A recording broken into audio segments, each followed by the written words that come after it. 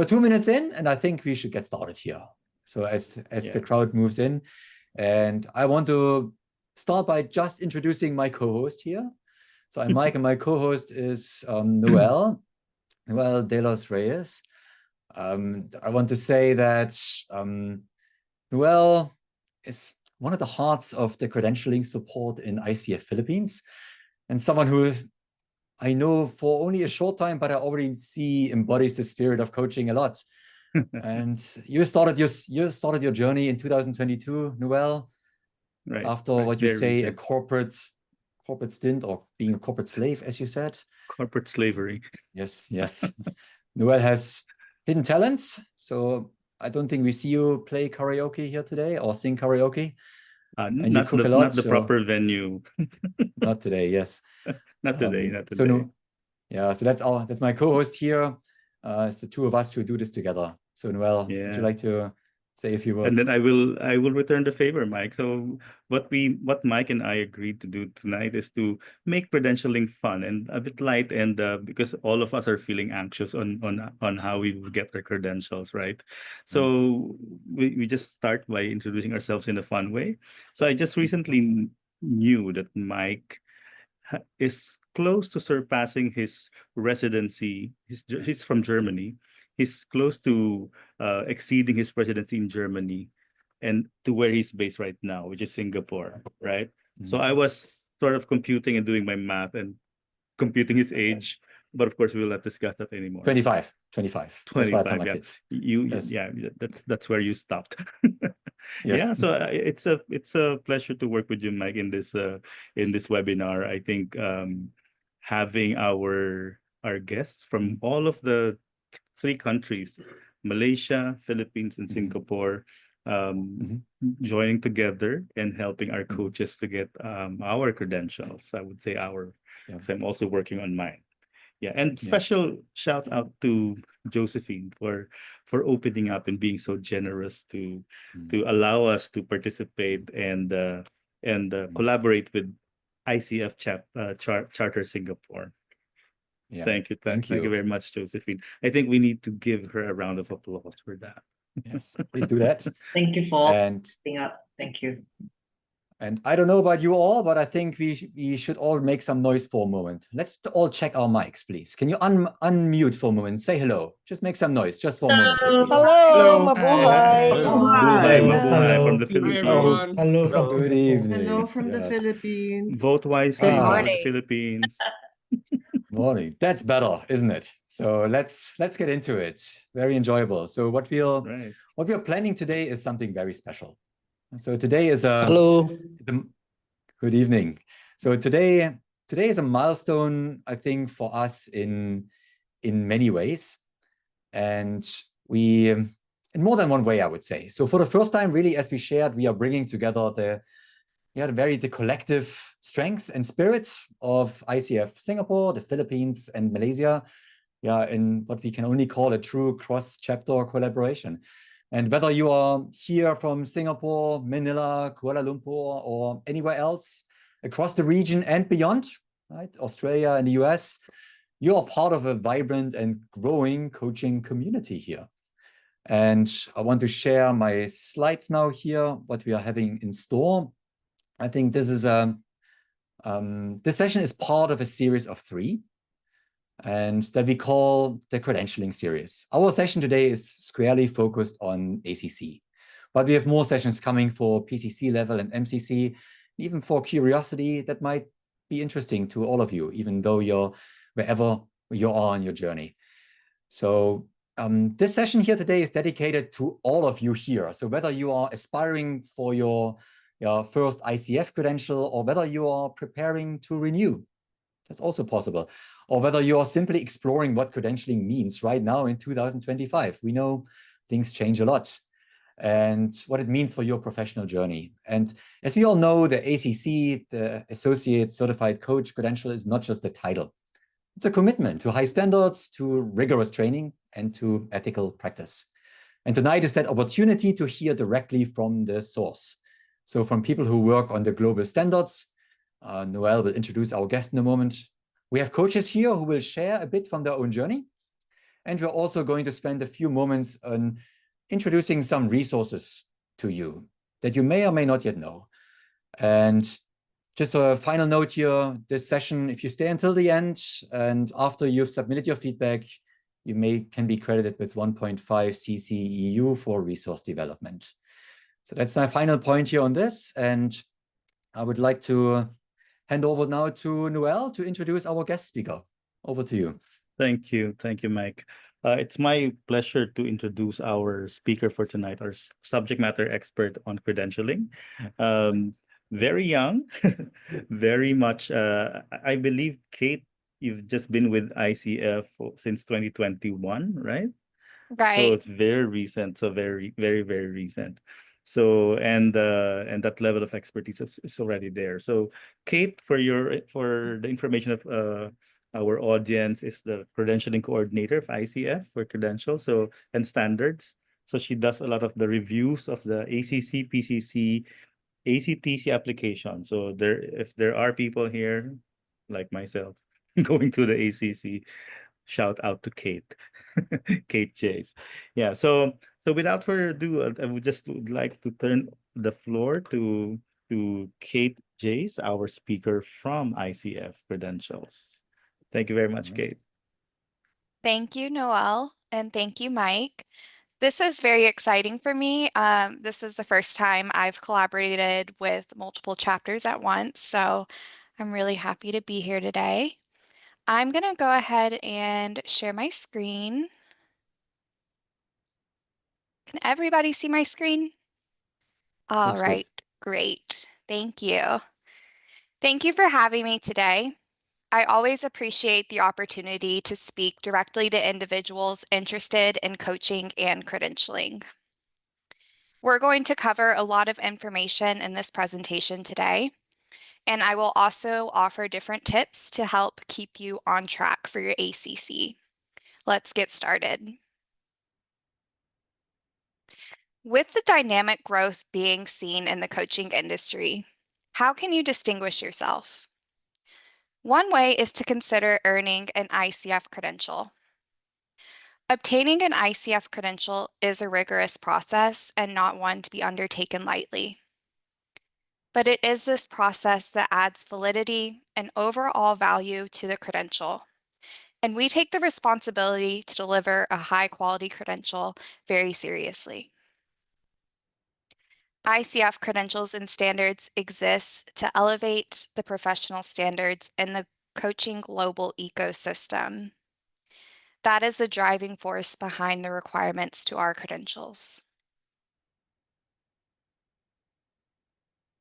The ICF and PricewaterhouseCoopers 2022 Global Consumer Awareness Study found that for clients, the ICF credential demonstrates not just the qualifications, skill, and commitment to high professional ethical practice on part of the coach, but it also demonstrates the integrity and professionalism of the entire coaching profession. Clients who have engaged in coaching indicate that working with a credentialed coach is important. 85% said that. And among those who are considering a coaching relationship, nearly 8 in 10 indicated that it would be important or very important for their coach to hold a credential. To clients, the ICF credential provides a mark of quality, assuring coaching consumers that they are working with an experienced, knowledgeable coach and that their investment in coaching is a wise one.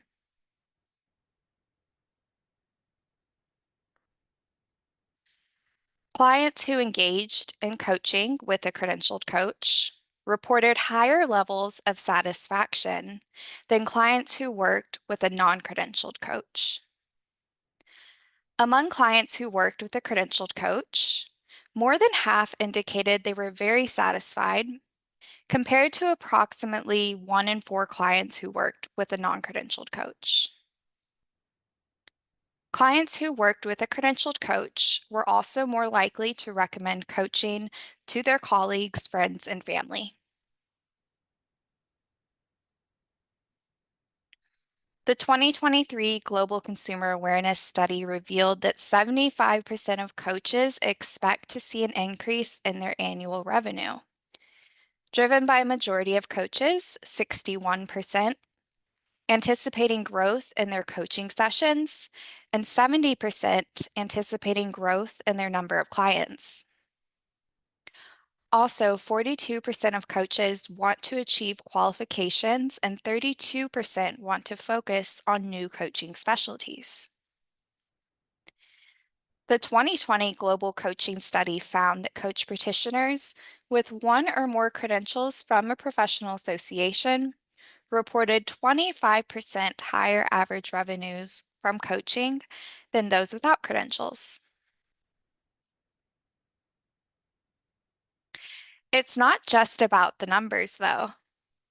There is a sense of pride in earning an ICF credential and attaining the mark of quality and excellence as a coach practitioner, and what it stands for as the globally recognized gold standard for coaching.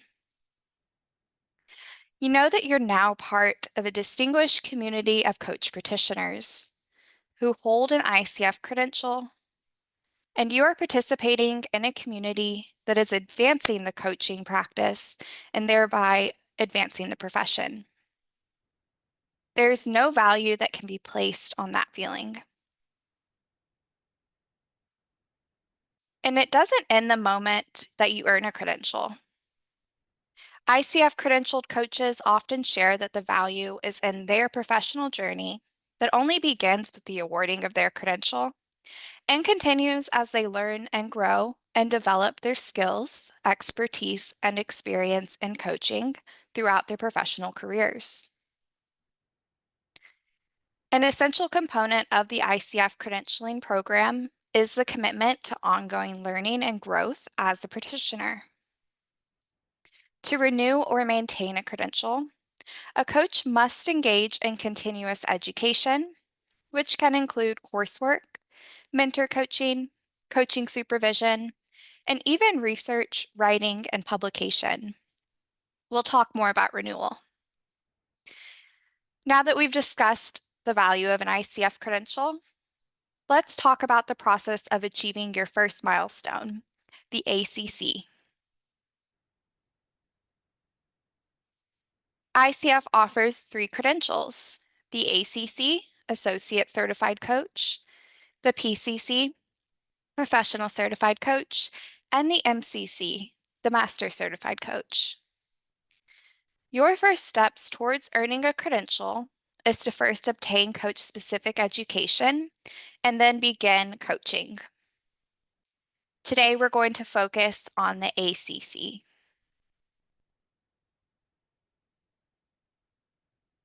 There are currently 57,500 ICF credentials held in 157 countries, including 28,704 ACCs. In Singapore, there are 786 ACCs. In Malaysia, there are 119 ACCs, and in the Philippines, there are 59 ACCs. These numbers are as of April 30th, 2025. The ACC requires that you've obtained at least 60 hours of coach-specific education, 100 hours of coaching experience, mentor coaching, and pass a performance assessment at the ACC level and the ACC exam. How these different requirements are met is dependent on the type of coach education program or programs that you've completed that you will be using to reach the education hours requirement. Let's take a closer look at the ACC application paths and the information and materials that will be needed for each one. The coach-specific education program or programs you complete to reach the required education hours will indicate which credentialing path you need to follow. There is the Level 1, Level 2 ACTP application for those who completed an entire Level 1, Level 2, or ACTP program. If you completed one of these programs, it included coach-specific education, mentor coaching, and a performance evaluation to the ACC level or above. Think of these programs as all-inclusive programs. Then there is the ACSTH application pathway for those who've completed 60 hours of coach education by completing part of a Level 1, part of a Level 2, part of an ACTP program or programs, or by completing one or more ACSTH programs, which stands for Accredited Coach Specific Training Hours Programs, which have been retired to enroll in, but continue to be accepted for credentialing. And then there is the portfolio application for those who need to count continuing coach education hours, like CCE hours, and or non-accredited programs towards the 60-hour education requirement. For the ACC, you will need to have at least 100 hours of coaching experience. For those completing an ACSTH or portfolio application, you will also need to have at least 10 hours of mentor coaching. And once your application has been reviewed, you will then receive information to schedule and complete the ICF ACC exam. Oh, I'm sorry, I missed a step. The performance evaluation. Additionally, in the ACSTH or portfolio applications, you'll need to provide a recording of one of your client coaching sessions along with a written transcript. That's the performance evaluation. And then the very last step is the ACC exam. Regardless of which application path that you take, you'll still end up with your ACC in the end. There are just different ways to get there. Now let's dive into each of the requirements.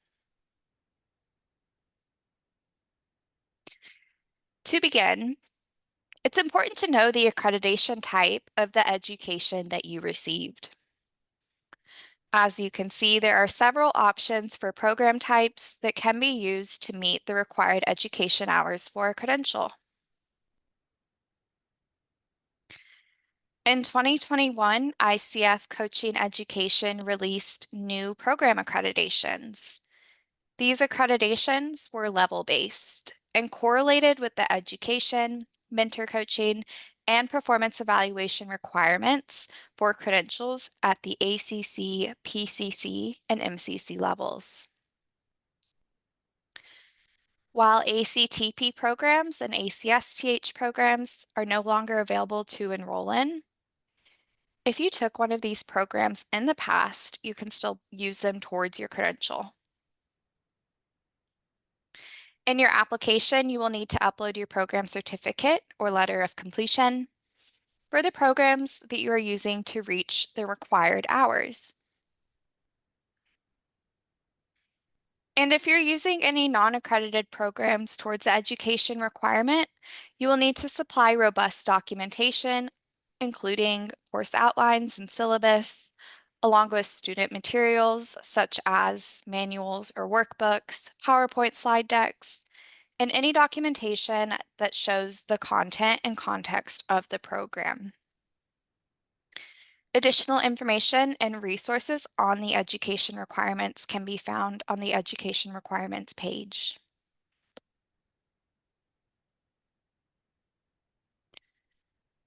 Once you've started your program for at least 30 hours, of which 24 hours are in core competencies, you can begin counting your client coaching hours. Remember that for the ACC, 100 hours of coaching experience with 8 clients is required. Of the 100 hours, 75 hours need to be paid. 4 types of clients can be included on your coaching log: individual, group or team, Internal coaching, which is when your job responsibilities include coaching. Third-party coaching, which is when you are contracted by a company to offer coaching. Coaching is considered paid when the coach receives compensation for their services. This can be received as monetary payment, a gift, or through bartering, which would include peer-to-peer coaching or exchanging coaching. Pro bono coaching is when a coach volunteers or donates their coaching services and the coach is not compensated for their coaching. A client coaching hour is 60 minutes of actual coaching with a client who has hired you as a coach and not in any other capacity. If you have a session that's for 30 minutes, you would record it as 0.5 hours. If you had a 45-minute sessions, you'd record it as 0.75 hours, and a full 60 minutes would be 1 client coaching hour. As soon as you begin coaching, you should begin logging your client coaching hours. We recommend a simple spreadsheet.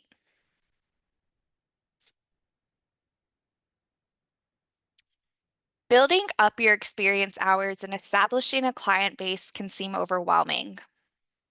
However, as you embark on growing your business, there are several strategies you can employ to help you get started and work towards achieving the necessary hours. Connect with peers from your education program or your chapter to learn from their past experiences on how to build a client base. Consider peer-to-peer coaching with other coaches that you know. Peer-to-peer coaching, again, can be claimed as paid hours because you're coaching someone and receiving a service in return. For those of you who are ICF members, you can work with the Reciprocoach program. This is a program that's $60 annually, and it'll match you up with another coach to exchange coaching sessions. Let your family and friends know that you're open for business so they can share your coaching information with their friends and acquaintances.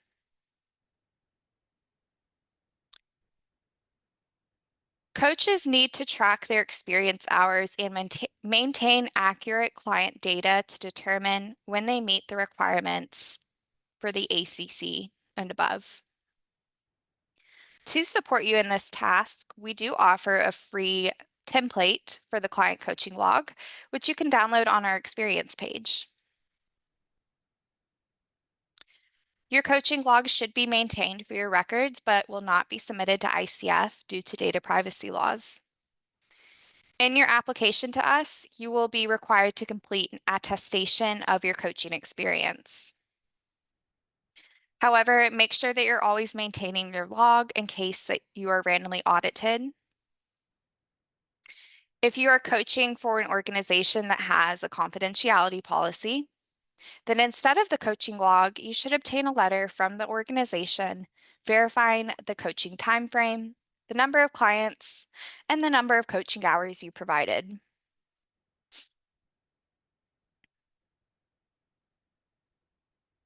For a credential, you need 10 hours of mentor coaching done over a 3-month period of time or longer, a full 12 weeks or more. Again, level 1 and level 2 programs include this.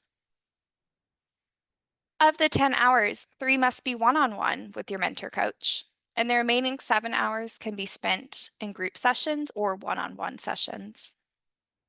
You can use more than one mentor towards this requirement if you wish. It is the time spent with your mentor coach that counts towards the total required hours. Time spent by the mentor coach observing your coaching does not count towards the 10 hours. For mentor coaching, you may work with any current ICF credential holder with a credential at or above the level to which you will be applying. Please note that ACC credentialed coaches must renew their ACC at least once before they are eligible to provide mentor coaching. This is a requirement that I encourage everyone to maximize the impact it can have for them. Mentor coaching is done over 3 months or longer. You don't need to do it 3 months to the day. Mentor coaching does not expire, so you can use it whenever you're ready to apply. This means that you can use the requirement to really grow as a coach. Do a session, get the feedback, implement the feedback into your coaching practice, and then go back when you're ready for another boost. Know that you can work with more than one mentor. If you have a mentor that you connect with and you're getting the growth you want, you can stay with that one mentor. Or if you'd like to get another perspective, you can do that as well.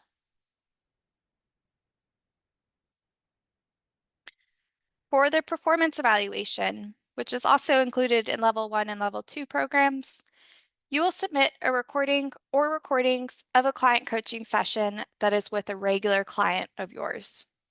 Scripted coaching sessions are strictly prohibited. You must get written permission before recording the client. You don't need to submit the written permission, but you should keep it on file in case it's requested. The recording needs to be between 20 and 60 minutes in length. Along with the recording, a written transcript of the audio file must also be submitted. The written transcript must be in the language in which the session is spoken.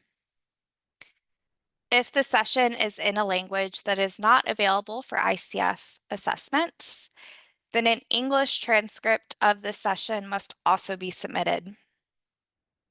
The English transcript must be true and accurate translation of the session, so these assessors can evaluate your coaching skills accurately.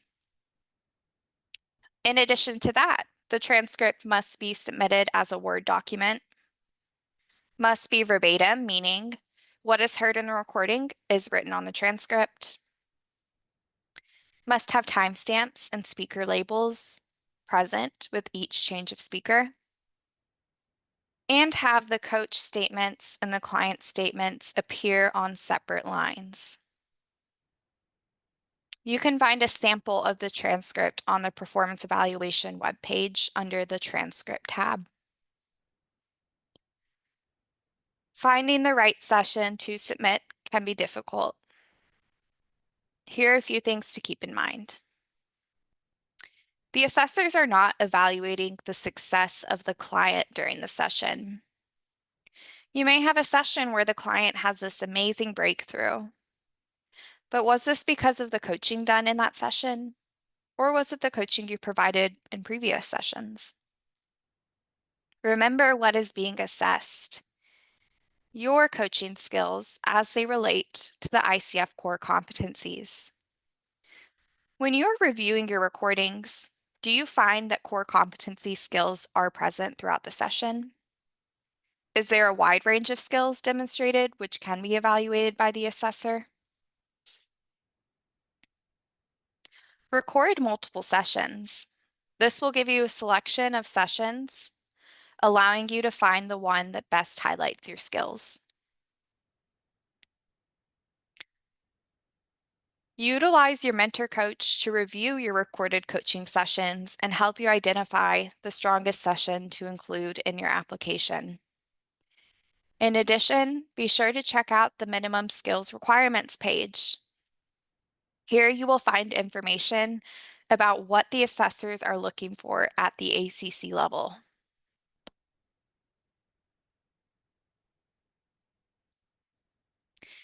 Let's talk a little bit now about one of the requirements that distinguishes the ACC exam. This exam is designed for ACC candidates at this stage of their career and assesses candidates' knowledge of coaching. For the ACC exam, candidates are provided with 90 minutes to take the exam with a 10-minute break halfway through. There are 60 multiple choice questions, and there's only one correct response for each question.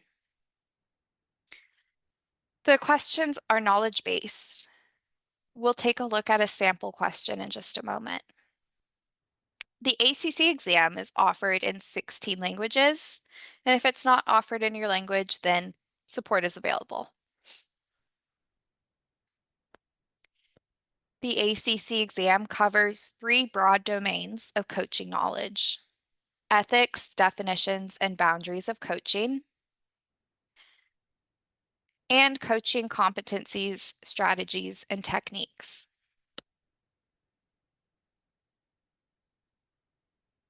Here are some tips to help you feel ready on exam day.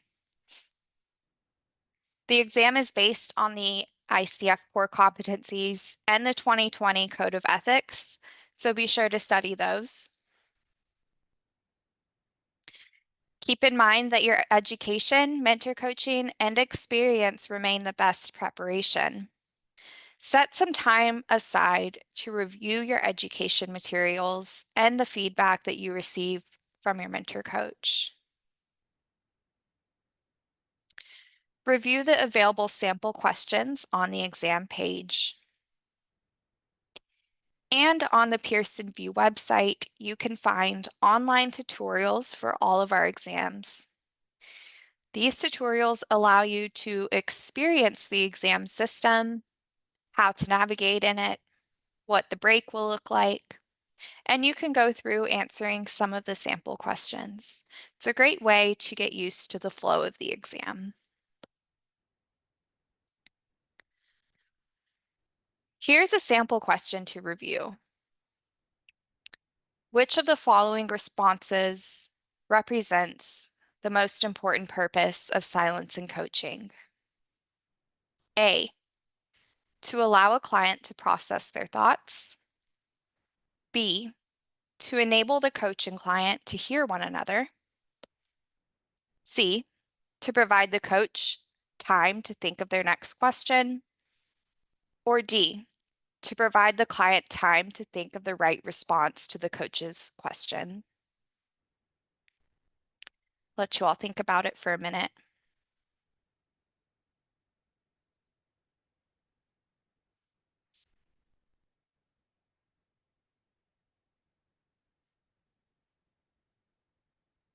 The correct answer is A, to allow the client to process their thoughts.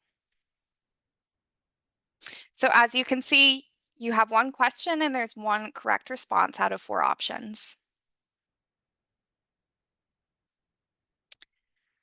Before exam day, you're going to want to make sure that you have your ID on hand for check-in. Take time to review the frequently asked questions available so that you're prepared to handle the process. If testing at the testing center, you can review the What to Expect video. If testing online, there are a multitude of resources to review to ensure that you're ready.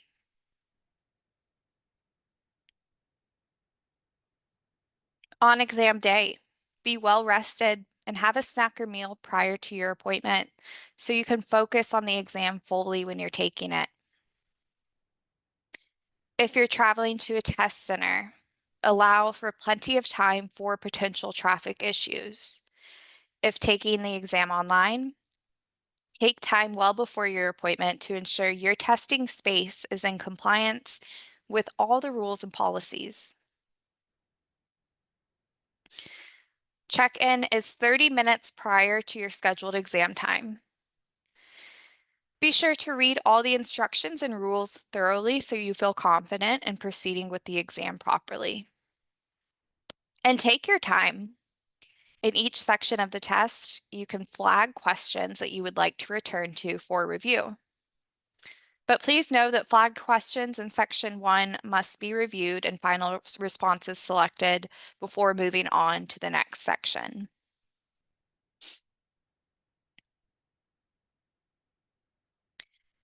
We also recognize that the delivery of the exam through online live remote proctoring may be a new and different experience. Live remote proctoring in general is a fairly new service that has evolved nearly overnight with the COVID-19 pandemic. While it offers candidates the opportunity to complete the ICF exam from their home or office, it is really important for candidates to be aware of the technical requirements for the online proctored exam and to prepare for their exam appointment in advance. This is a guide from Pearson VUE that walks through each stage of the remote proctored testing process, including preparations that are critical to complete prior to the candidate's appointment, as well as what to expect during your appointment. There are so many dynamics and factors at play when testing from home, from software applications to connectivity issues that could all affect your exam. Even when all preparations are taken in advance, there are still factors that could impact your exam experience. For example, looking around the room a lot and things like that could result in your exam being ended. This guide also provides candidates with information on how to contact Pearson VUE should something arise during their exam experience. We are also here to support you with any issues that you experience during your online exam. But for these reasons, you might choose to complete the exam at a testing center, where the unique technical challenges of online testing are not a factor. We partner with Pearson VUE in part because they are among the few testing vendors that provide global testing services with centers available around the world.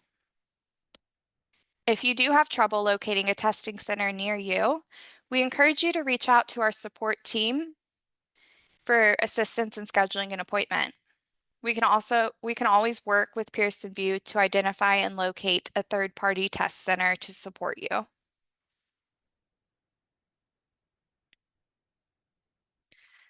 You passed the exam and now you're an ACC. Congratulations.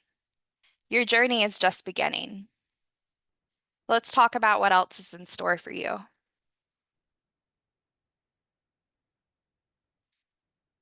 At the ACC level, 40 CCE credits are needed to renew your credential every 3 years.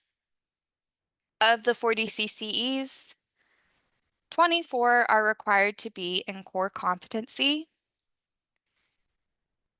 and 16 may be in additional core competencies or resource development.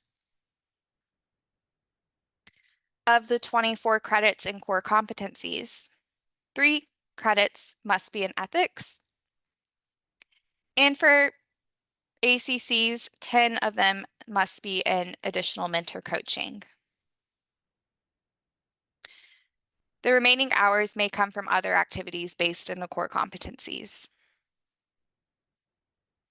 Resource development CCE credits recognize activities that contribute to your growth as a coach that fall outside of the core competencies.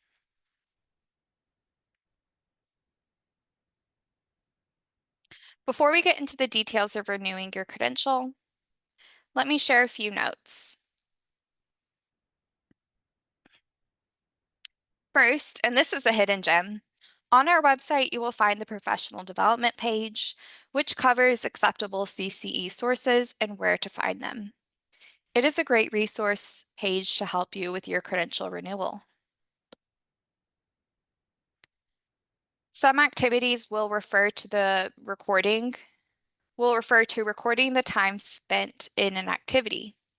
So know that 1 hour is equivalent to 1 CCE credit.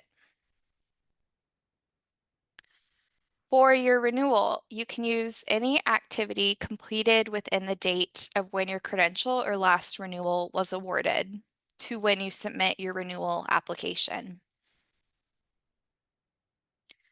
There are many professional development activities which contribute to your renewal, such as courses, attending chapter events, mentor coaching, coaching supervision, and even reading. Your renewal application is available as soon as your credential or last renewal is rewarded. This allows you to enter in your CCE credits as you gain them. You can submit your renewal application up to 10 months early.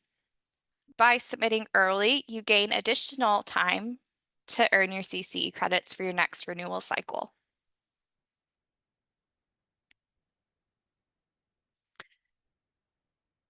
Once you're in ACC, you might be thinking about your PCC or even your MCC in the future. To upgrade your credential from an ACC to PCC or PCC to MCC, you'll apply for the new credential level in a full. There's no special application to upgrade. You will use the application that is appropriate for the education you will be using to apply for the new credential.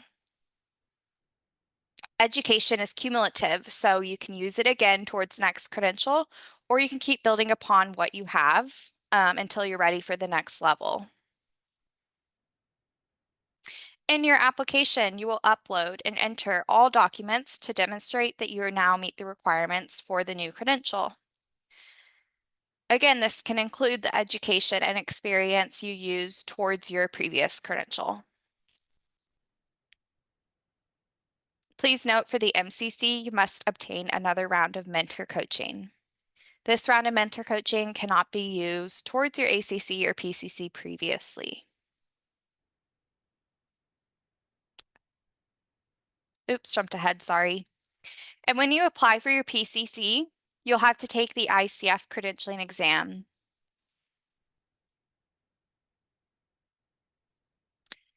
If you find you ever need support in completing your application for an ICF credential, or have a question on the process or any of the requirements, please don't hesitate to reach out to our support team.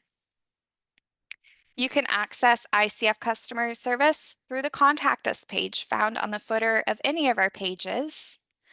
And quarterly, well, about 7 times this year, we host Q&A sessions, which are just pure questions and answers. Our next one is on July 9th, so I hope to see you there.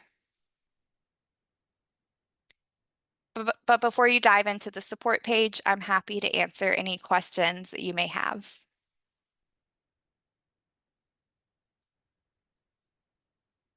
Thank you, Kate. This was a very dense and helpful primer, I think, for all of us. So thank you very much. Thank you. We have a number of questions, and I'll just field the first here from, I think we have a number of people who mentioned early on about the exam. You talked about it, but I'd like to invite Ava. Ava, you mentioned you'd love to have some tips. If you want, you could even unmute for a moment and ask your question. Just one more time to check whether this was what you hope to get for ACC exam preparation. Sure whether you're here. Otherwise, I'll just ask that question here. So including resources not limited to or what is available on the ICF webpage, Kate. So is there any other secret tips outside of what is there on the webpage, or something else that you can recommend? Because that's one of the dominant questions I think we also saw. Yes, absolutely. There is a 3-hour ethics course that you can take that could prepare you for the ethics section of the exam. I do recommend that. I recommend studying the document of when to refer a client to therapy, so that you're really familiar with the difference between coaching and therapy, and really just pulling your materials off the bookshelf from your program is the best way that you can prepare, because ICF accredited programs in general are all based on the core competencies and code of ethics. I'm not sure if your all's chapters offer preparation or study groups, but that's pretty common as well. Thank you, Kate. If I may ask one follow-up question on that. I mean, the moment you search around, there are third-party courses that are offered, right? So by any kind of companies out there, could be coaching schools or otherwise. What's your opinion on that? What would you need to look out for? That is a good question.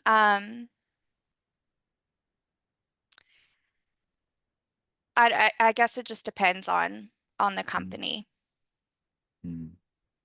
Yeah, I think if I may add one thought here, there are good courses out there, but I think everybody has to make their own due diligence here. And I've had people prepare for the ACC exam tomorrow, but they studied for the credentialing exam, so don't get caught in that. So in that mistake, that you're all studying for the worst possible answer or the best possible answer. So I think now that we have that new exam, it's quite important that we're really studying for the right thing here. Great point. Thank you. Yep. So Mike, there are several questions also in the chat box. Go ahead. Coming from Jenna Tan, she has completed her professional certificate for executive coach, or PCEC, with Henley, which included your performance evaluation. Do I still need to do this PE process? No, so that program, I believe, is accredited as level 1. So that's an all-inclusive program that includes the education, mentor coaching, and performance evaluation needed for your ACC. So you'll apply through the level 1 application. And in this application, you do not upload a performance evaluation or enter mentor coaching information. You'll just upload your Henley certificate, enter your experience hours, and attest they meet our requirements. Submit your application. There's about a 4-week review time. And then once your application's approved, you'll receive an invitation for the ACC exam. So those aspects are covered in your program. Thank you. Thank you, Kate. I hope, Jenna, you're satisfied with the answer of Kate. And another question is coming from Janet Lim, just confirming that the code of ethics that will be used is not based on the 2025 code of ethics, correct? That is correct. It is currently the 2020 code of ethics for the ACC exam. Yep. Yeah, that's the same question in my head right now. Thank you for clarifying that. Yeah. Absolutely. Yeah. Okay. Any brave souls out there who wants to unmute and ask the questions live? Kate, I believe that Kil was saying that for the non-English speaking country, they get more time for the exams. Is that right? Yes. For the ACC exam, it is a 30-minute time extension if you take the exam in English and live in a country where English is not the first language. And that time extension is automatic and will be applied once you schedule your appointment. So Philippines, Singapore, Malaysia, we are all considered that. Yes, you'll get that 30-minute time extension if you take it in English. Yes. Great news. Thank you. Thank you. And Coach Guru, I'm the Director of Credentialing in ICF Singapore, and I encourage everyone to just show off their credential if they have that. Please do that if you have it. And it's important. Thank you. Yeah. Thank you for that, by the way. Mike, you did not answer, Mike. I'll put my PCC there. Maybe that's interesting for many of us. I'm one of those examples who actually went straight to PCC. So I chose a course at that time. It was still called an ACTP. And I've worked hard, studied hard, and coached even harder for a while and did that as well. So that's also possible. And maybe, Kate, there was also a question here. If the same ICF level 2 coaching program could be used for both ACC now and PCC later. I think Ari was asking that question. If I may do that for you, Ari. Hope I represented that correct. Yes. Yes, we did that absolutely. Right now, huh? Yeah, we did that. Yep, you can use your ACTP program towards your ACC, keep building your experience hours, and then use it for your PCC whenever you're ready. Yep. Yes. Mike, there's a request to clarify. I think Michelle is saying that she has missed that bit about don't study the wrong exam. So would you mind clarifying that, please? Yes. Until recently, there was only one exam. So everybody had to take the credentialing exam, if that's correct, Kate. So and then ICF responded, and now we are offering an exam that caters directly to predominantly our audience here today, the ACC exam. Maybe a question to us: is there still actually a possibility for ACC applicants to choose the credentialing exam? Is that completely, because I know there's an overlapping period, or is everybody now automatically studying or pulled into the ACC exam, and we really need to make sure we're studying for that? Yeah, that period has ended, so the ACC exams are required for the ACC level. Yep. Okay. Thank you. And the name is correctly, it's called the ACC exam, and the other one is called the credentialing exam. Is that right? Yes, that's right. Okay. So I think those names are, I guess, important for us to remember. I hope that answers the question, Michelle. Yeah, that settles her mind already. There's only one exam now. And then yes, yeah, and then there's a question from Danny, more of a confirmation. There are 60 MCQs in the ACC exams, right? What is the passing mark? Ooh, that's a good question. Let me see if I can find that, and we can circle back to that question. Right. Can I answer that question, by the way? Can I answer that question? By the way, the passing mark doesn't work that way. So the score is 600 for total. Passing mark is 420, and each question actually tests your learning curve as the question as well. So therefore, I personally got 480. My cohorts, which we took exam, they got 493, odd number. Another one got 506, also odd number. So the exam doesn't work in the sense that, oh, out of 60 you get 30 or something like that. So basically each question actually weighs differently. Oh, can I share that, by the way? Or should I even share? Oh, yes, that is right. It is scaled scores from 200 to 600, and the passing grade is 460. I'm sorry, I thought you were asking about the percentage of people that pass. But yes, that is exactly right, Keel. Thank you. Okay. Then we have several hands raised. Wheelan Law, you want to ask your questions live? Yeah, sure. Hi, everyone. Wheelan here from ICF Singapore. So ACC renewing my ACC next year. Kate, I just wanted to double confirm. I think I heard you say that for the 10 hours coaching, mentor coaching, that could include coaching supervision as well. Is that the understanding? For the ACC, the 10 hours of mentor coaching is required. In addition to that, you can use 10 more hours of coaching supervision towards the core competencies requirement, but you do need that 10 hours of mentor coaching. Right. Is that so it can't replace it? Is that in addition to what we've already gotten for the ACC supervision? I mean, ACC credential, or this is on top for renewal? It can be used towards the 24 the core competencies requirement for your ACC renewal, but 10 of those 24 core competencies credits need to be in mentor coaching. Okay. Thank you. Thank you. And another hand raised is, it was Heidi. Yes. Hi, good evening. Sorry, it may be a bit repetitive. You may have just said it, but just so I truly understand. My first question is, I've done the not the ACC exam, the easier one that you just mentioned. I've actually done the ACC with the full credentialing, the 4 hour course. I'm just about to basically go through my PCC. Do I still have to resit that course? Do I have to do it again? Yes, the ICF credentialing exam is required each time you apply for a new credential. Okay. The only exception to that is if you passed the ICF credentialing exam within a year of applying for a higher credential. So if you took it for your ACC within a year of applying for your PCC, then you would not need to take it again for your PCC.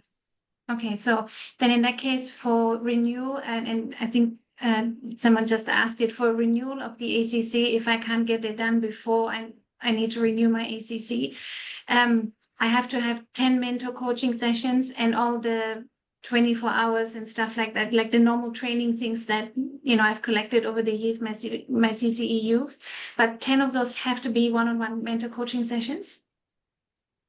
10 hours need to be in mentor coaching. Of those 10 hours, 3 hours need to be one-on-one.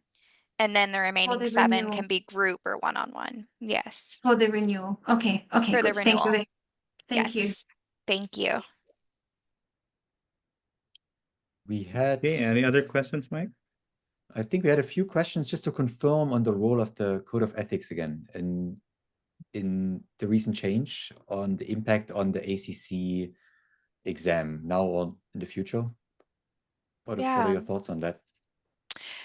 If we make changes to the ACC exam and we decide to use updated ethics, we will let you all know. We'll reach out to you and let you know, and also post it on our updates page. Okay. But right now it is based on the 2020 Code of Ethics until we release a new exam. Okay. Or new questions for the exam. Yeah. Then probably, Mike, just last 2 questions here. From Jennifer asking for the ACC renewal, is submission of recording required? No, the performance evaluation is not required. Yeah, thank you for that. And then there's an interesting question here from James. Could you please explain the difference between mentor coaching and supervision coaching? Yeah, absolutely. Great question. Mentor coaching consists of a mentor coach observing one of your coaching sessions and providing specific feedback on how your coaching skills relate to the core competencies or how they could better relate to the core competencies. So mentor coaching is narrowly focused on your coaching skills as they relate to the core competencies, right? Coaching supervision, on the other hand, is much more broad in scope. So it's focused on your overall coaching practice. This can include ethics, blind spots in your coaching, just an overall focus on reflecting on your coaching practice. So it's much more broad than mentor coaching is. I hope that clarifies.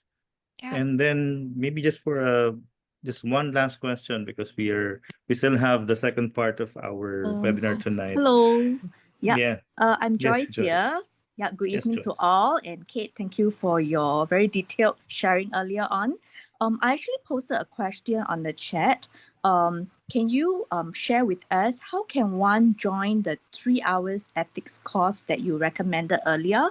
And question two, I think earlier on I didn't quite catch maybe what I think Carl maybe helped to reply. I'm not sure whether it's Carl or someone else about what is the passing mark for ACC exam? Yeah, and what's the structure like for the exam? Thank you so much. Yeah, absolutely. For the ethics course, it is available in the ICF learning portal, which you can access through your profile. You can also search for the ethics course on our website through that search bar. Trying to see if I can find the direct link to it here. And actually just put it in the chat page. Yeah. I believe I got the right place. So it's in the chat. Yes, that is it. Thank you so much. I appreciate it. The structure of the exam is just multiple choice.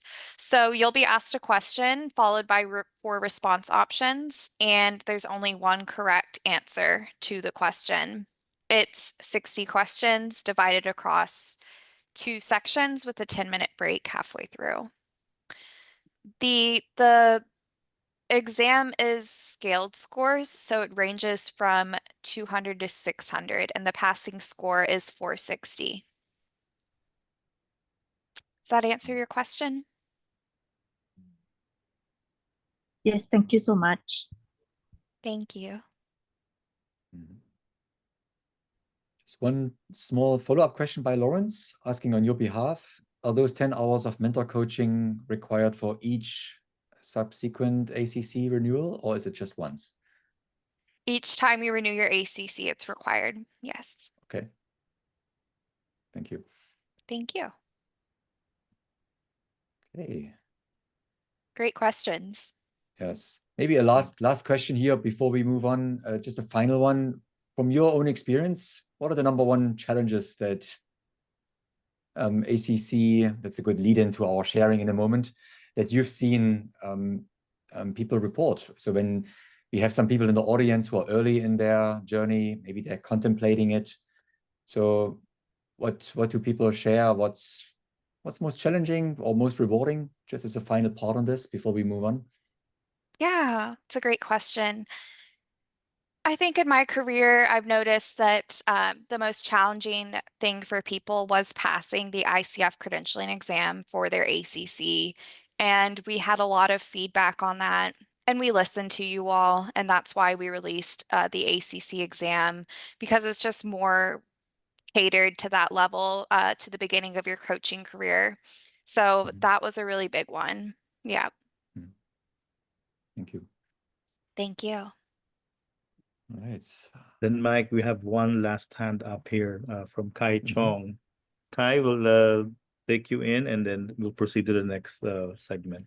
Oh, yeah, thanks so much. Go ahead. You can hear me? Yes. So my question is whether in terms of the PCC renewal, do we need the mentor coaching also, or is it only mentor coaching required for ACC renewal? It's only required for ACC renewal. For PCC and MCC renewal, it's optional and counts as core competencies still. Okay. Okay, got it. Thank you. Thank you so much. Okay. Thank you. Thank you. Thank you for all the questions. We were not expecting to have a lot of questions, right, Mike? But at least it shows that the interest and also the commitment of our coaches to get credentialed. Yeah. So, Kate, before you go, I'm sure you'll be staying behind still, right? Absolutely. Yep. Okay. So we'll now proceed to the next segment of our webinar tonight, and it's my pleasure to introduce to you 4 of our recently credentialed ACCs coaches, right? So we'll start off first with from our host country, Singapore. Kevin, are you ready? Take your 2 minutes now. Hi everyone, can you guys hear me? Yes? Yes, Great. yes. Hi everyone, Kevin. Completed my level 2 ACTP in 2023. Took about a year and spent 2024. I remember it was 31st December 2023. I decided I should join ICF. Get myself in this proximity of people encouraging each other. So I used the whole of 2024 networking people and clocking my coaching hours. And finally in September 2024, I decided to go for my ACC exam. And I should say go for my credentialing exam because it's level 2 ACTP. So I took the best choice, worst choice exam. And yeah, and I use that as my birthday wish, the birthday goal. I want to get my ACC before my birthday. And I went for the exam, but in-person exam was to me, I think it's better to skip out all the technical issues and yeah, manage to pass it. Yeah, so that's where I am. So I think what I would like to share is at that point of time, what was on my mind was should I clock finish 500 hours or should I get once I reach 100 hours, I go for the exam. I had quite a fair bit of thought process going through it, being coached several times, which journey to take. And yeah, so eventually I decided to end off with just 100 hours first, go for the exam, get my ACC. And I think that for me was the right choice because after I get my ACC credential, that improved a lot of opportunity for me. Getting speaking engagement, being recognized in organization as probably the only ICF credential coach in the organization. So that gives me a lot of credibility. And what Kate has mentioned earlier, all those really, you can feel it once you have the badge on you. So that's pretty much what I have. I'll hand it off to the next person who have, I suppose, a lot more to share. Yeah, thank you, Kevin, for that. My takeaway is the birthday gift, no? Making it as your birthday gift to yourself. Yeah, and then our next sharer will be from again from Singapore still. So Faye, take it away, Faye. Thank you. I would just like to share the part about, taking the exam online at home. So I had a little bit of excitement 15, 20 minutes before the exam. Well, they have a lot of instructions for you. Of course, the internet, you have to be isolated, nobody around you, your desk should be clear. But I guess I still leave a lot of decorations on my desk. So, 15 minutes before the exam, somebody called me through the laptop, and I have to carry the laptop around to show them, what is this, what is that? And then to even tell them, my handphone is very far away, it's unreachable. So this is something you have to think about, whether you are ready to take it at home. Another experience from a fellow coach is that he was disqualified halfway through the exam because the the doorbell rang and somebody walked past him behind and walked past him again, and twice he's disqualified immediately. So things to think about, right? If you're ready at home, you really need to isolate yourself. In the room, nothing on your desk. And yeah, otherwise go to the test center. That's it for me. Thank you, Faye. Very good tips, very practical. So please schedule your Shopee or your Lazada deliveries, or not on the exam dates. Okay, yeah, and then two more sharers. Q from Malaysia. Hi, my name is Q, by the way. I just finished my ACC exam 4 weeks ago. So quite excited about it. Thank you very much. So just a quick tip of my experience as the test. A lot of you was asking about the ethical standard of the 01, the 2020 or 2025. Personally, me going through the exam, I believe that the exam actually tests yourself as the ethics as a coach. So I personally think that if you really read through this article, it actually builds you up as a coach. And when you go inside the exam hall itself, yes, so I'm different from Faye. I take a test exam because my course actually mentioned that take a test exam easier. If not, Shopee said anything, you got to reset everything. So what happened was we took a test exam. I have a study group together. 4 of us went to the exam. 4 of us came out as ICF ACC together, and the experience was really wow because it tests yourself as a competence coach, your ethics as a coach. Most of the question itself, if you have read through the ethical FAQ, that's very good.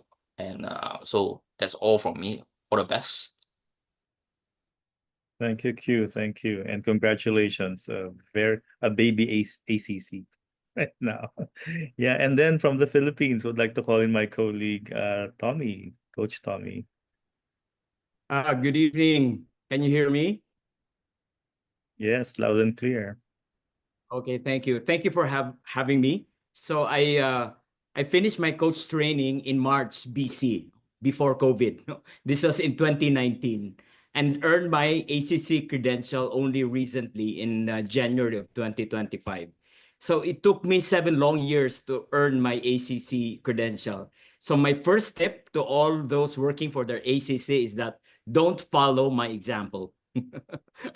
Instead, I invite you to consider these questions, which actually helped me and allowed me to move from procrastination to passing the ACC exams in just 7 months.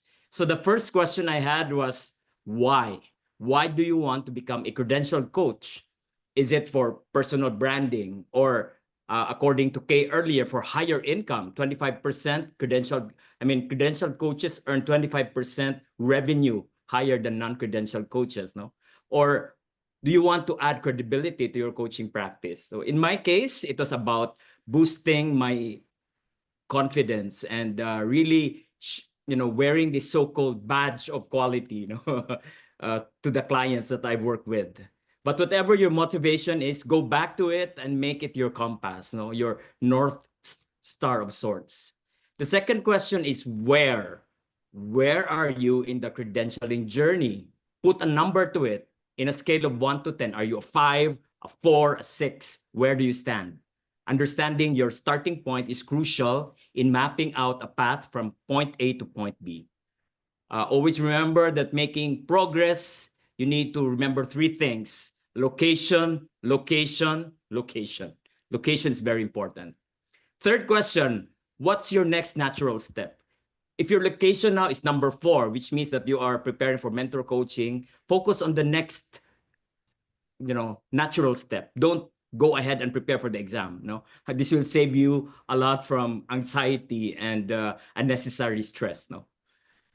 Fourth question is, who can help you? Consider support. Might it be within your community of practice or your local ICF chapter? Do not hesitate to ask for guidance. You'll be surprised and amazed at the resources available to you if you just shout for help.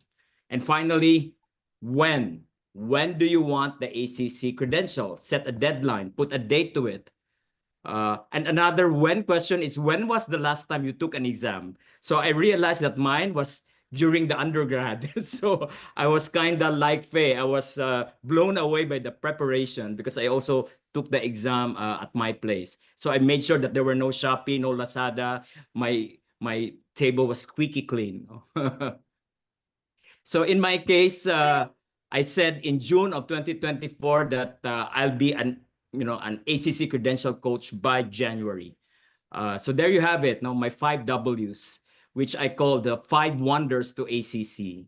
And by taking actionable steps, I transform my experience from a 7-year marathon into a 7-month sprint to the ACC finish line. So all the best to those working for theirs. Thank you very much, Tommy. Very memorable 5 W's, right? So thank you very much for that. If I may, go ahead, Mike. First of all, please copyright what you've just done. That's very important. It'll be an ACC taking the exam tool. Yeah, thank you. Very rich and very genuine sharing. Thank you. You raised an important point that I often get asked as well, and about the duration. So you were really sharing about your longer journey, 7 months. I wanted to point a question to Kate for a moment. I'm not sure whether we have data like this, but how long does it typically take? People who start from their journey to the moment that they reach that moment that they celebrate in the ACC, how long might that typically take? Good question. Typically it takes 1 to 2 years, I think, to finish your program and build your client base and deliver those coaching experience hours. But it really is personal and ranges so much. Each course duration is different. And then the big part is building your client base and delivering those hours. So some people take 5 years, some people take 1 year. It just depends. Yeah. Thank you for sharing that. And I often get the point, so how fast can I do this? And we all know, yes, there might be time pressure, but becoming a coach is really becoming a coach. And that takes time to absorb. We all know that. Yes, we can learn the skills, but there's a reason why you also emphasized that 3 months period that we want a minimum. That really we emphasize. It's a minimum period where we hope mentor coaching to take place for people who go on that journey to change themselves and their skill set, to absorb that. So even if you choose a course out there that brings it into 1 week of a presence training, there's more to that, right? So, and there's a reason why it takes a 3-month journey there. It's just something that I wanted to bring in here because this is a common question, and it takes a while, to really internalize that, does it? Yeah. We have that 3-month period with mentor coaching so that you can really incorporate that feedback in your coaching practice and really improve on your skills. Yeah. Thank you. Thank you. Heidi, do you have a question to ask? A quick one? Yes. Sorry for that. And I'm so sorry to hop on about this. I just clicked on that website about the renewal of the ACC. And in it doesn't mention to reset, that you need to reset the exam. So I just wanted to double check because otherwise I'm just confused and maybe I'm not the only one. But on that website, the credentialing or renewing your credentials on the ACC, it does not mention that you need to reset the exam. That's correct. You don't need to take the exam to renew. No. Okay, good. Thank you. Just as part of applying for a credential. So for your ACC, PCC, or MCC, it's part of the application process. Okay, but I will have to reset it if I do PCC, from ACC to PCC. Yes, when you go for your PCC, you'll have to take the ICF credentialing exam. Okay, super. Thank you. Thank you. maybe that got lost in translation, Heidi. So what you need to do as part of the renewal is to get your mentor coaching again with every renewal, but not the exam. That's right. So that's maybe where it gets lost in translation there. Does that help, Heidi? Okay. Yes, right, thank great. you. I think then, well, we go to the last part here where we'll share even more, isn't it? Yeah. But before we go there, Mike, just my personal thanks to all of those who have shared. It's quite challenging to compress your experience in just less than 2 minutes, right? Yeah, so thank you very much again for exerting that extra effort to make your stories very crisp. And our Vice President from Malaysia, It's Coach Jai, right? Yes, it is, Noel. Yes. Thank you very Nice to much. see you again, Coach Jai. Yes, nice to see you again, Noel. So on behalf of ICF Malaysia, just sharing with everyone in terms of the support and resources that we have in ICF Malaysia. But I like to reiterate as well that even though it's organized by ICF Malaysia, it is open to everyone. We are inclusive regardless of whether you are an ICF Malaysia member or an ICF Global member, or you are someone who is just curious about coaching. So some of the programs that we have is that we have the Coachpreneur online series, as well as a physical bootcamp program. This runs, I think, every 2 years, and we are running one currently this year. This is targeted towards coaching training as well as ACC. Coach Huddle is something that we target from coach training, ACC and PCC. This is where we try and gather coaches together with our coaching schools to see how we can support each other. MCC Live, of course, mainly for credential coaches. So this is where we get MCCs from all over the world into a webinar every couple of months. And we will also organize the International Coaching Summit, which we will host in September 2025. So all of you are invited for that as well. Of course, apart from others, we have experiential coaching, pro bono and volunteer coaching through Ignite, as well as our members get together and peer support through the coach program that cuts across the region.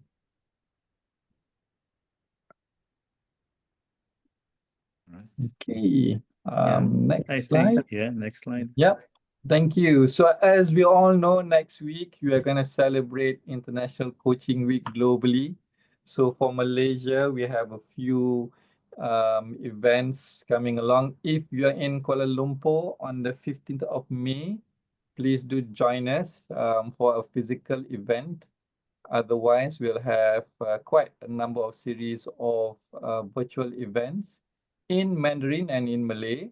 So we do have collaboration as well with ICF Hong Kong and ICF Taiwan for a webinar series in Mandarin, as well as one that we are targeting for SME entrepreneurs, which will be conducted in the Malay language.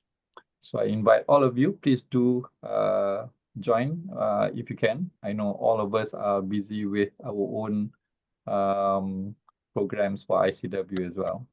So from Malaysia, thank you very much.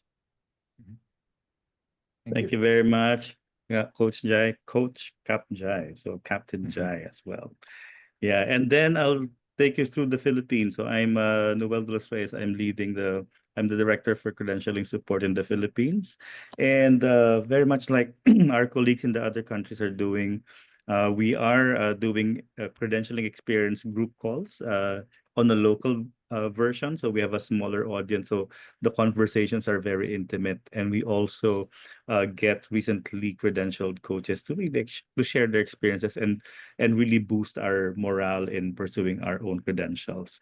And then together with my credentialing committee members, we do one-on-one credentialing support calls for those who still want a deeper conversation on the process, and from the process to all of the things that they need to address, right?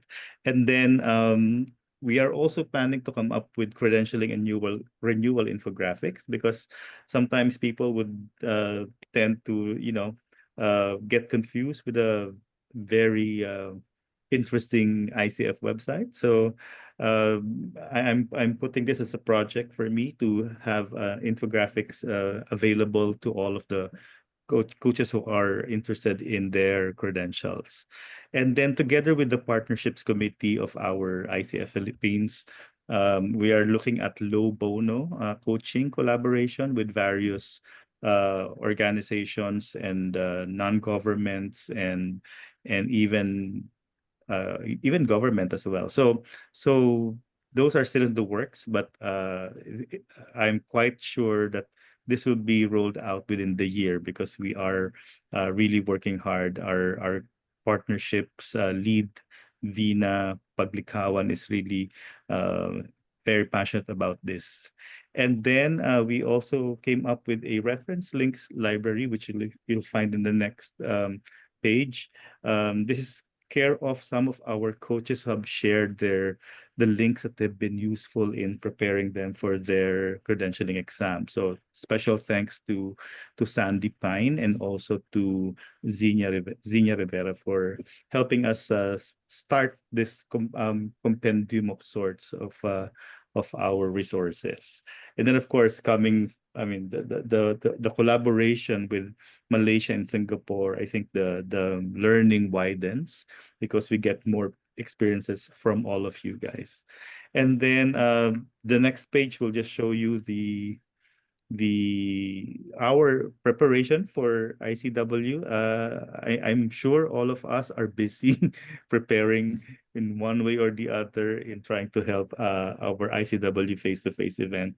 Our face-to-face event will happen on May 16. So just like Cap Jai inviting you to Malaysia, if you happen to be in Manila, please drop by SM Aura. We'll have a full day event focusing on transformation and transitions. Yeah, and then this is the library that I was talking about. So we'll just provide this to you because there's like 20 plus links here that you can easily refer to from the website itself, from YouTube, from Lisa DeHart, and other sources that was shared by our two generous coaches who've done their credentialing. So we'll provide it as well. Yeah, so that's it for the Philippines. Turning over to Singapore now from Lier Pong from Singapore. Thank you, Noel, and hi everyone, good evening. I was told that I only have a minute, so I'll bottom line this for you all.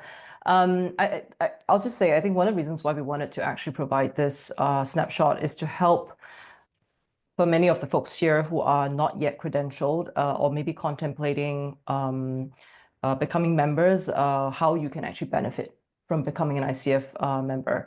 So we sort of created a visual chart here for you to understand where are some of the opportunities that you can get involved in as a coach in training.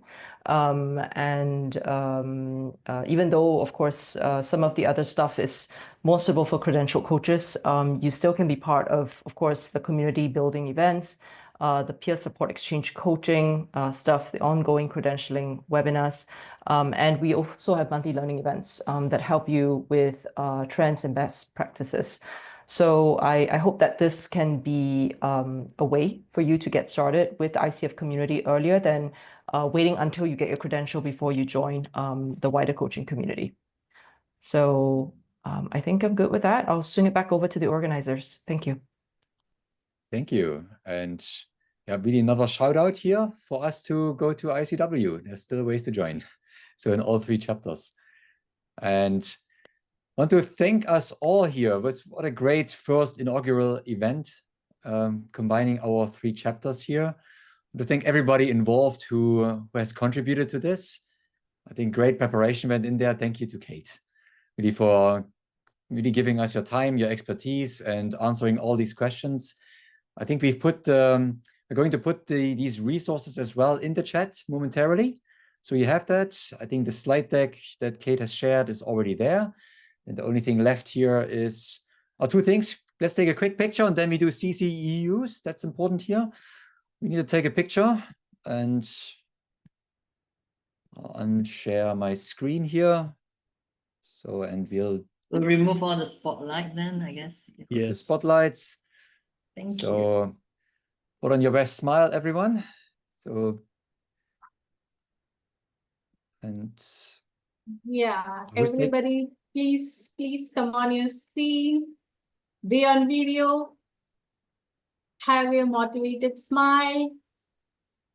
And we are spread across 2 screens, so please keep your smile for some time.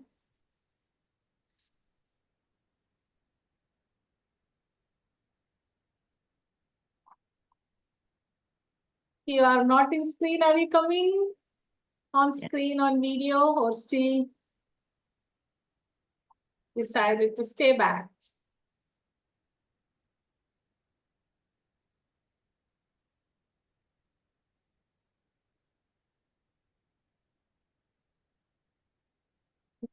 Thank you. Okay, fantastic. Thank you, everybody. And here, last not least, please give us feedback.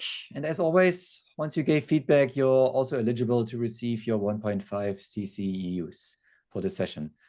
So thank you, everybody, for being with us, donating your evening, and hope this was helpful for your journey. And good luck. And hopefully those resources will help you stay on track. So we hope to see a lot more ACCs in the future. So thank you. Thank you, everybody. Thank you, Mike. Thank you. Thank you, Kate. Thank you. Everyone. Good evening. Thank you, Josephine. Thank you. Bye-bye. Thank you.